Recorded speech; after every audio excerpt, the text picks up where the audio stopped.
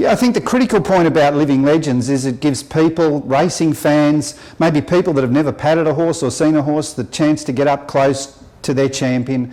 These are friendly, old horses that have actually done a lot and contributed a lot. There's a high emotional value for people who come to see these horses. One of the really amazing ones for me was Felix Coetzee from Hong Kong. Flew in to visit Silent Witness, literally, you know, he was the horse's regular rider, and he flew in. It was Good Friday. He flew in very early in the morning, came over to see the horse, and Silent Witness just about wrapped himself around the jockey. And we still quite often, we get a phone call from Felix, and he'll say, "Felix here, how's my horse?" And you see that compassion and empathy with the horse. A lot of their really good visits here are people, seniors, people that have had a history with horses.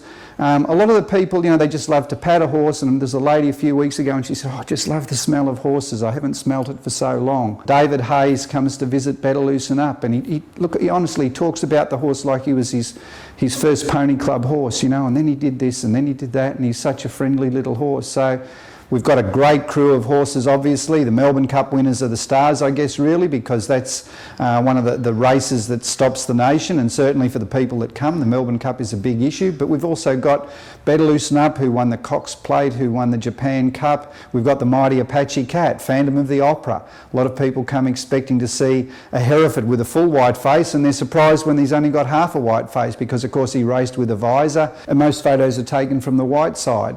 So we've got the sprinters, the world champion Silent Witness, who held the record until Black Caviar.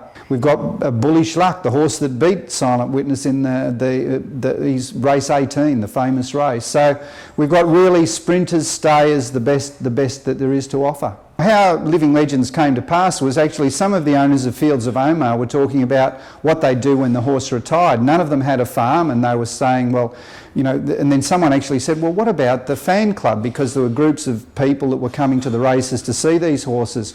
And I guess, you know, historically, these horses, they were at the track and then they were gone. The public no longer had the access. So that was where that was the sort of seed of the idea. If you look at the property itself, this is one of the most historic thoroughbred properties in the Southern Hemisphere. So we've got the homestead here, and if you go back in history, this was some of the earliest horse racing in Victoria was based on this property, point-to-point and jumping races. The owners have been heavily involved in racing, links with the racing clubs all along. So there's that history is there. Today, Living Legends has a lease on 170 acres, which was the main farming heart of the property. We're a charity, but we really want to make the most of every opportunity to generate revenue, because we want to be, you know, we've got to ensure our long-term sustainability. So we're a great tourism venue, 5 minutes from Melbourne Airport, Devonshire Tees, free parking, which is important. Don't pay parking while you're waiting for a plane.